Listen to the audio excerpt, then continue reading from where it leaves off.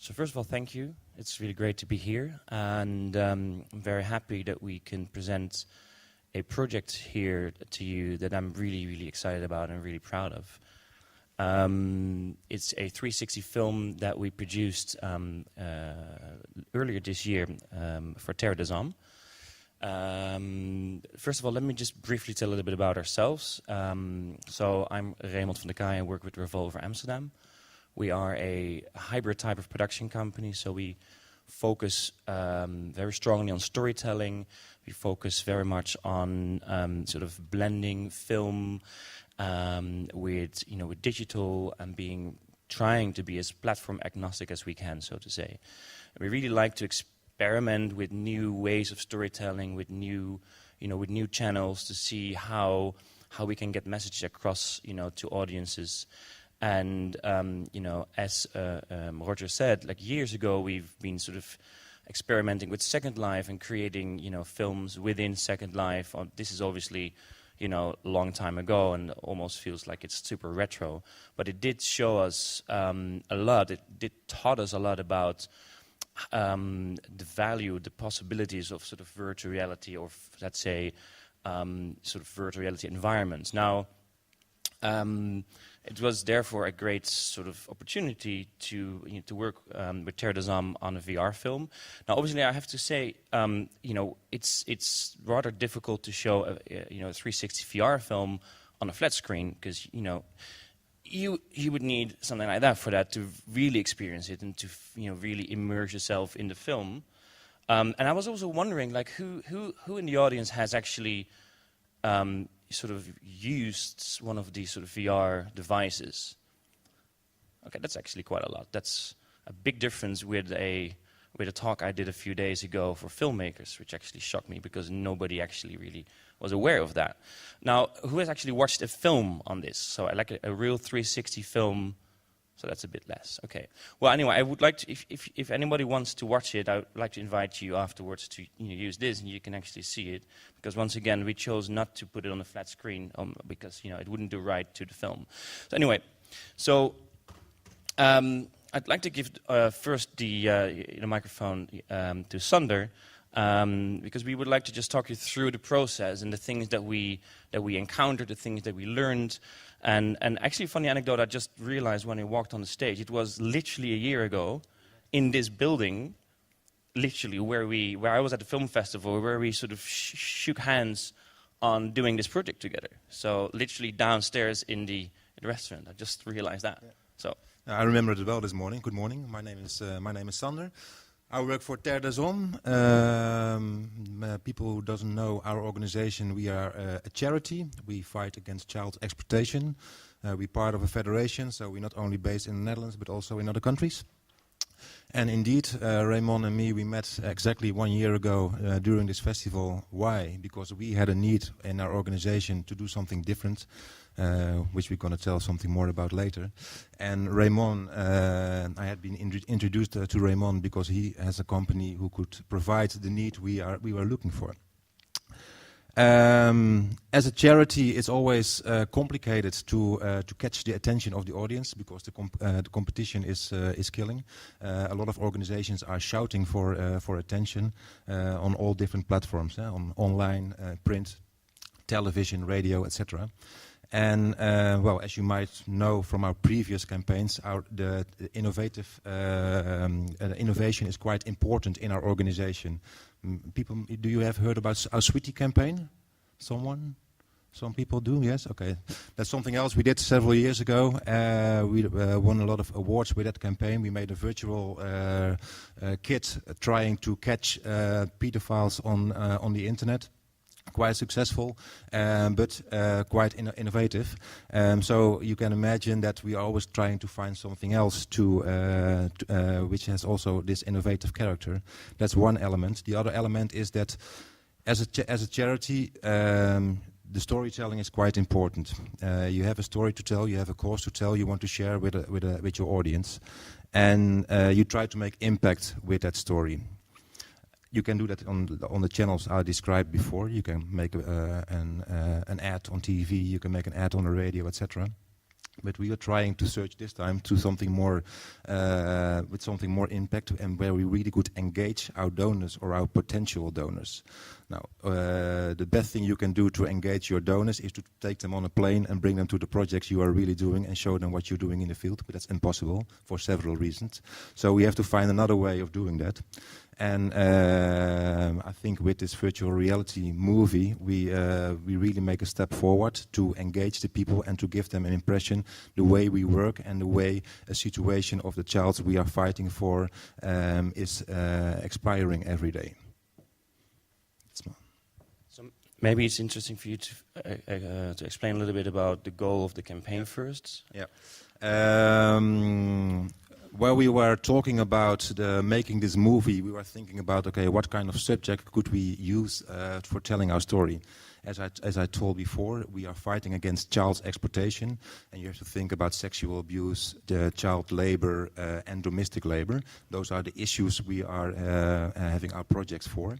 But some issues, like sexual abuse, for example, they are quite hard to use in a movie like this. It's going to be too direct for the people who are watching it. So we choose to select the subject domestic child labor. Now, for your information, there are about every day between 8 and 10 million kids working in this case in a domestic child labor situation, and that means they are being misused in different kind of ways. So we took this subject and we try to show one day of a kid, of a life of a kid, in this movie. And the goal was, of course, like I told you before, to engage the potential donor to our work, to give them an impression how it is to be a domestic slave and work as a child like this, so to give them a good impression, and also to show what the solution is to get those kids out of it. Yeah. So, sorry. When we started to talk about the purpose to create more impact and to, in a way, make sure that an audience really feels, really understands the situation. We from the beginning, we decided that probably creating a 3D, like a 360 VR film was something to, I would say, experiment with almost, because none of us has done it before. You haven't, so basically we had no real idea what the actual impact would be. But we realized that when we would create like full storytelling, like cinematic storytelling, so like a dramatic story, which is narrative, which has like characters that you can relate to in a way, and you create it in a 360 environment, we figured that probably the impact would be much higher than a regular film. And now, for us as a company, we produce feature films, we do cinema, like, let's say, old school cinema films, we do documentaries, we do a lot of interactive projects. So for us, it was also something that immediately triggered our I would say, brains, to see how we could really make people, really make the audience immerse in that situation. Now, when you create a 360 film, and later on, I think the next slide, I can't really see the next slides here, so I'm a little bit oblivious about what the next slide is probably, but one of the next slides there will be a making of, so you actually get an idea of how it was made, and then can talk you through that a little bit. But a few of the challenges that we realized from the beginning is, okay, well, if it's 360, how are you going to tell a story narratively? It's linear, but it's not linear at the same time. You can go through scenes, but there's no frame, there's no editing. Not in the way that you would know that from a, let's say, old-fashioned film or a normal film. For the simple reason that everything is visible and you're constantly, seeing everything. So we had to figure out, okay, how do we actually keep the audience attention when you're in a 360 environment? Basically, let's say the authorship of the film is almost sort of transferred to the audience, because I can decide where I look. If there's an action in front of me that I, as a director, let's say, want people to look at, me as an audience, I can watch let's say the ceiling if I want, or just turn around. So how do you deal with that? So how do you create a story where you're actually not having the same tools as a director that you usually have? So So we had to refigure that out. So how do we use sound, for example, to sort of attract attention? And you know, we've been quite worried when we started with that. So we've been really thinking, okay, how do we do that? How do we structure it? We've been writing several scripts, as well as the question that we were wondering, will the audience know who they are? I mean, if you're in a 360 environment, you're more present in the scene than when you would watch it on a normal screen. So am I a character in this film? Am I a sort of fly in the wall? Am I a spectator? You know, those questions were the things that we had to figure it out. And it was a very interesting process, actually, also with our directors, who were quite, let's say, more the traditional kind of directors, to see how they went through that. Anyway, so I'll go over that a little bit further, when I think after the making of. But this was something that I thought was a very interesting process. Well, more or less, also what the previous speakers more or less already mentioned. This was, you know, the key thing. So when you're in this, you know, like 360 environment, you know, I as a director am not longer in charge so much. So let's watch the making of, which I don't have sound here. Oh, that's not what I wanted to do. Production company Revolver approached the Ambassador's Lab to create something special with virtual reality for Terre Des Hommes, something the audience had never seen before. That is why I recreated a 360-degree stereoscopic film, which gives the viewer an actual 3D experience. This 2-minute storyline tells the tale of Amani. She's a little girl that's being exploited and abused within a Kenyan household. By watching the film with virtual reality goggles, the viewer feels present at the scene. You can watch Amani do her household chores, trying to get a hold of herself while getting exploited, but you can't help her. You are like a fly on the wall, completely powerless. It makes the experience very engaging. This is achieved by the 3D stereoscopy. Before we could create the stereoscopic feel, the Ambassador's Lab had to do quite a lot of research. We printed our own 3D camera rig and mounted it with 14 GoPro cameras and 5 additional microphones.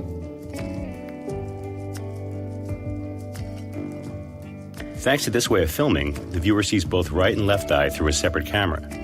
After shooting the film on set, we collected and selected the material that has been shot.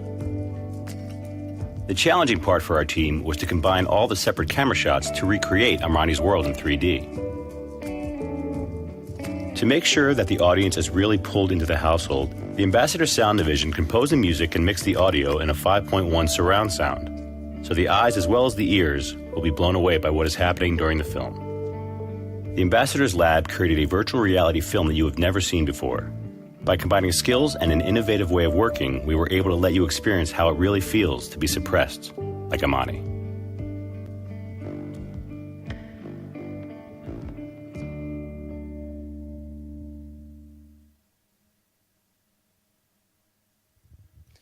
So with that, you get an idea also of the visuals and of the film, how it looks. Just also to explain, Ambassador's Lab, who made this more technical making of, is the company that we collaborated with for the technical side. So just to add maybe a few things in terms of, so this slide is not there yet, so to say, but maybe just a few things about maybe like the technical side and how we made it. So we created a set. So we had to shoot it. Like we didn't shoot it in Kenya. We shot it on like in a studio where we sort of like we created the set. And we did that because we needed to, fully control the situation. Because once again, if there is, like as you saw, like there's a 360 camera that we made. It has like 14 GoPros on it and surround sound, but it does mean that you'll see everything. So we couldn't use lights on the set, for example. There were no cables. There's no director on the set, so the director was somewhere else. And for the actors, it means that as long as they're in the room, they have to act. It's almost like theater. So there is no, walking out of the frame for an actor and then you're done. As long as you're there, you need to continue being in the role. So also for the actors, it meant a long rehearsal period and really also immersing themselves in the characters. It was a big challenge for them as well, especially for the girl who's obviously, a very young girl, and she did an amazing job with that, by the way. So that was a particularly a big challenge. So how do you do that on the set, and how do you build that? How do you sort of create light, and how do you control the situation where the camera literally sees everything? Maybe it is a moment for you to explain a little bit about sort of the campaign side. So what did you do with the film? How did you reach an audience? Now, one thing, of course, as I said in my introduction, you want to create impact, but with a platform as this, the impact is, of course, quite smaller because you cannot reach a large audience at the same time. So that was a challenge for our organization. It was quite of an investment for us, and then of course you still want to reach as much as people as you would like. We launched the film on Liberation Day, Bevrijdingsfestival in The Hague. We were partner of the festival, and now, as you can see on those photos, we had like 10 devices on one table. And well, I can tell you the table has been full with people the whole day. For a lot of people, it was the first time they could experience the Oculus Rift anyway, and then also to watch a real movie. The thing that which I remembered on that day, because the actors were there as well. And the girl who had the main character, her parents were there, her real parents, not the parents of the movie, but the real parents. And she's from Suriname, her parents as well, of course. So the father watched for the first time the movie. And he removed the glasses at the end, and he was crying. So he was really touched by the thing, of course, he just saw, because it's quite an experience, but also about the work of her. So that was something I really remembered. And the crying didn't repeat, by the way, the rest of the day. The rest of the people keep their eyes dry, but indeed we get the confirmation that it had a lot of impact for the people who are watching it, because it is really an experience, and you are really part of this situation. And what did we do more? We have the luck that we have 45 shops in the Netherlands, second-hand shops. So now the movie is making a tour to all those shops. So every week in another city, you can watch the movie in a shop of Terre Des Hommes. Next weekend in Den Bosch for the people from the south. So if you're living there, you can watch it over there. Besides watching the movie on a device, we also have it. You can also download an app in the App Store and in Google Play. So that's a free download, so you can at least more or less have the same experience. It's an interactive app, and there is also a 2D version on YouTube. You can walk around in the YouTube version, but again, that's the same reason why we're not publishing it here. It's a 2D version, not a 3D experience. I recommend to download the app. That is more or less the same effect.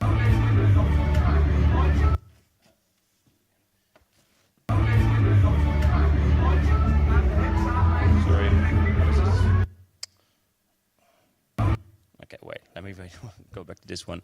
The next film clip that I cannot put on pause when I switch to the next slide.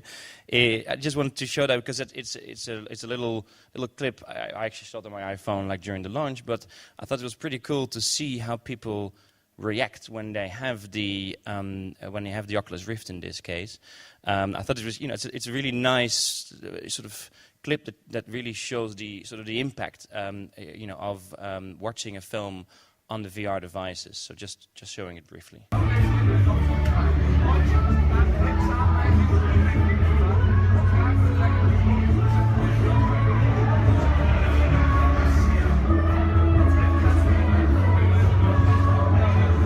Forget you can close your eyes.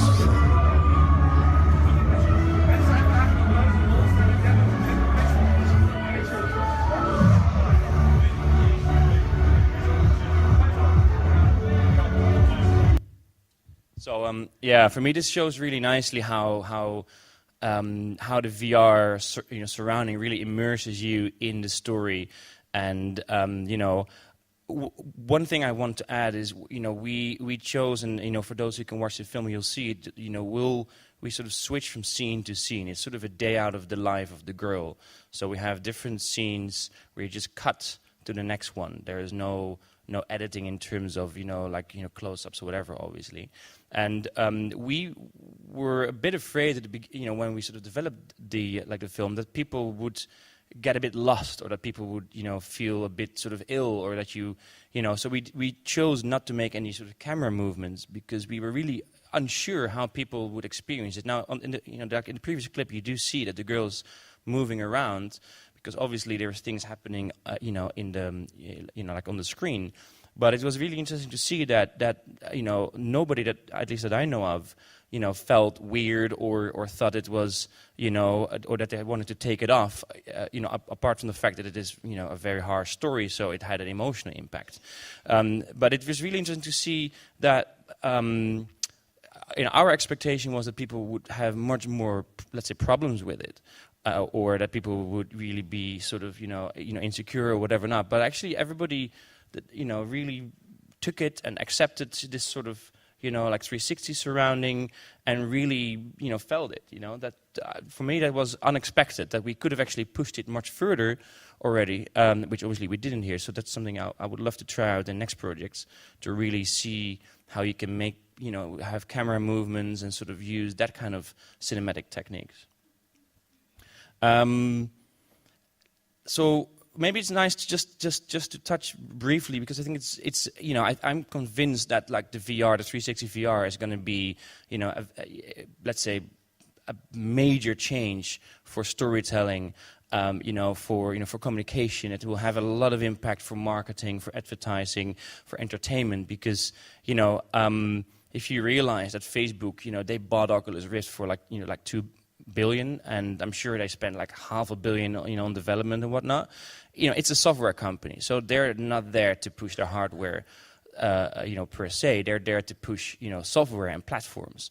Now, for me, it's interesting to think like, what if, also for us as producers and content, producers, and entertainment professionals, so to say, if I would have known, let's say back in the days, about tablets or iTunes or app stores or you name it all, and your smartphones, the days when I had a Nokia 3T, whatever it was called, if I would have known back then the major change that would have had, obviously that would have made a big difference for us as a company, because but we didn't.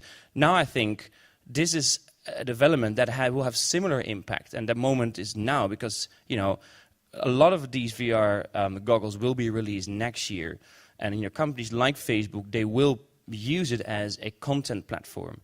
So imagine Netflix and iTunes and app stores in a 360 multi-dimensional environment.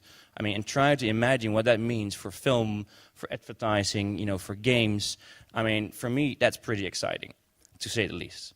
And if you look at Sony, Microsoft, Google, HTC, all these big companies are behind it. So when I refer to Second Life, which is now something you can laugh about, which was like a relatively minor thing, that was a hype. I don't think this is going to be a hype. This is going to be a major change. And like a few days ago, I was listening to a talk, and they were mentioning digital revolution. I don't think we're talking about revolution. It's a digital evolution more. But this is something that is going to like speed it up seriously.